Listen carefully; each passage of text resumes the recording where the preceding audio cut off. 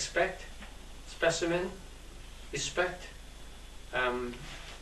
If you take those, and any one of those, if you take it across, you get from that expecting, expected, unexpected, expectable. So you're getting a whole nature, family of words, if you like, coming from, descending from one or two parents.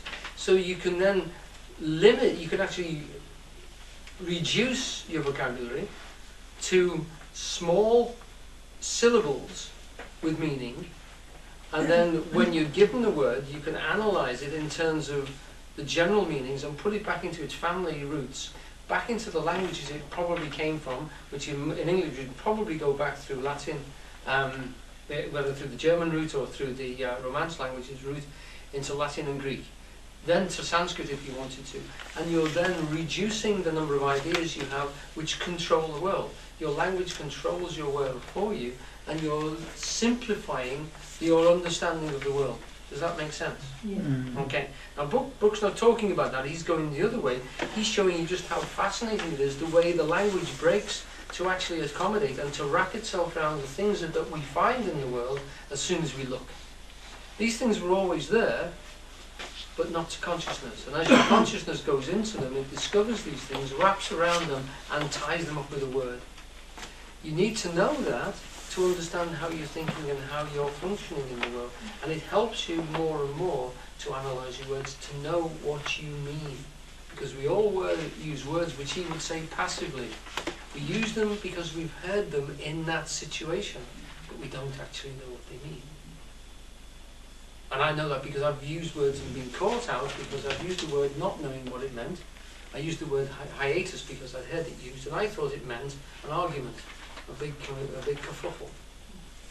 And I was brought out to know certain terms when I actually had to find out, go back to a dictionary and look what the damn thing really meant, you know. And we all do this in all areas because we pick up words from each other and we use them, and it means a gap. A gap? Yeah, a space between. Thanks. And Earlier. yeah, there's a gap in the intestine, maybe just between the level of the... Did you think it was an argument in the intestine? Yes. There'd been a hiatus at school and I didn't realise what that meant. I thought, oh, I wonder who was hitting who. And it was not the thing. And so that process is extremely good for us. And if we actually trace the root back as to where it comes from, you know, and we know from that word it must be Latin because of the ending, you can pretty well understand where that would come into other sections, which is what Bucke is talking about here, but in the opposite way. So he's saying that in your mind, you understand your mind most concretely with the words that you know. And this is, we used to constantly come up against this in school, because the thing which you're measuring all the time in any exam you do is use of language. So if you get kids very good with words, they will do very good in all their exams, even if they don't really study biology very well. They'll write a good essay, they'll bend it round, they'll look at what the word, they'll know what the words are, and they'll, even if they haven't studied the information, they'll be able to write a pretty damn good essay. And wherever you look at this, intelligence seems to correlate with reading and language skills. Yeah? So, I mean, when I was at the university, we used to have a drama group, and we didn't teach drama at the university. We were always asked to put displays on and things. We used to put displays on for the governors, but we didn't teach drama at Liverpool University. It was an extracurricular activity. But the guy that ran the Drama Society, when he was asked for why he should get so much funding, he pointed to the fact that the number of kids that had been, students, sorry, not kids, the number of students that had been through the drama group were getting interviews and were successful at interviews at a much higher rate, something like about 5 times as successful as the other ones, the test group that hadn't. They were actors. They were used to putting themselves across. They went into situations ready to talk, to, you know, probably to embroider situations, we might say, which is the element of, you know, we don't talk about it in interviews, but it's true. And these fellows were pretty well successful, and the university constantly funded it because they recognised that this was a very valuable tool, and it was important for people to have those language skills. So look at that yourself. Eugene constantly use a dictionary. Get yourself a good etymological dictionary, and if you come across a word, they'll start to niggle at you. Literally by listening to us and reading Shakespeare, words will start to niggle at you, and like that group of words there, you think, I wonder what it actually means. You know, and look it up and find out where it came from, how they first used it.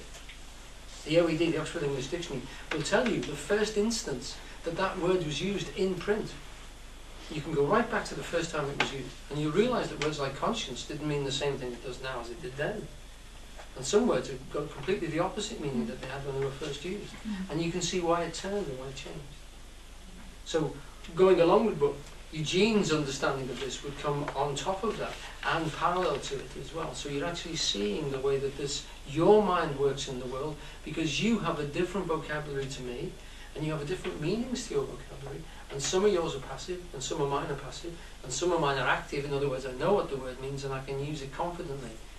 You know, the problem is that we use words and the person on the other side doesn't have the same meaning. So Eugene would always start a lecture by defining his terms.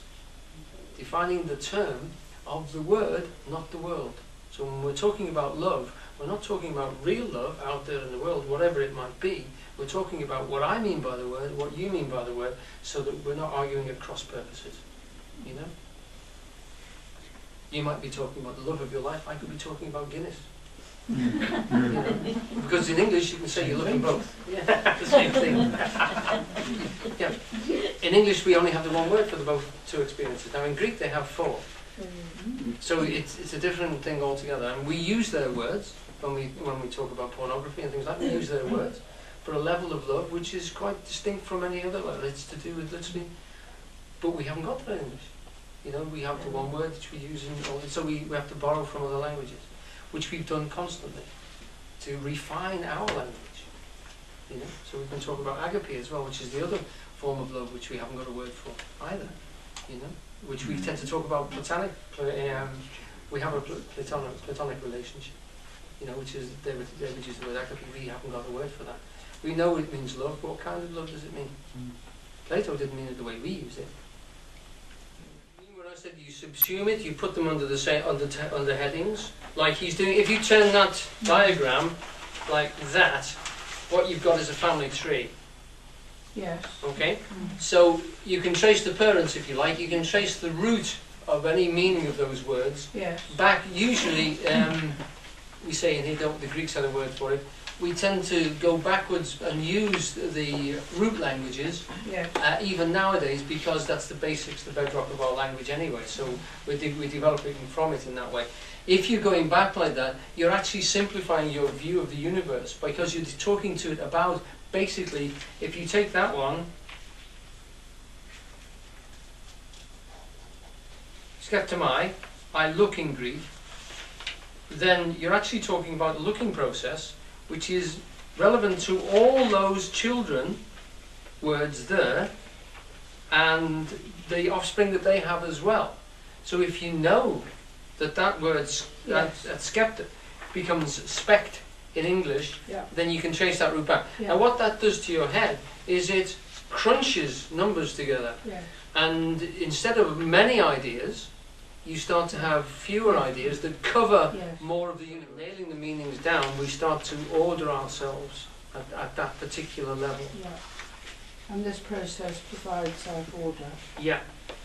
And what Bucke is talking about is that is how human consciousness has developed, by going into situations and finding differentiation constantly and naming it, and that symbolizing it, and that makes it real to consciousness. It was always there, but we did. And then he takes this dramatically, which we're going to go on to the next thing, which is really quite important, which is that, bring you back to this next level, he's going to say not only that consciousness develops, but look at other things which also seem to develop. Now, this is where the science of this we'd have to take as being very iffy. But let's look at what he calls it. This would be anecdotal evidence. In history, you can accept anecdotes. Anecdotes are stories. If enough people said that William the Conqueror actually lost the battle at Hastings, we'd have to believe them.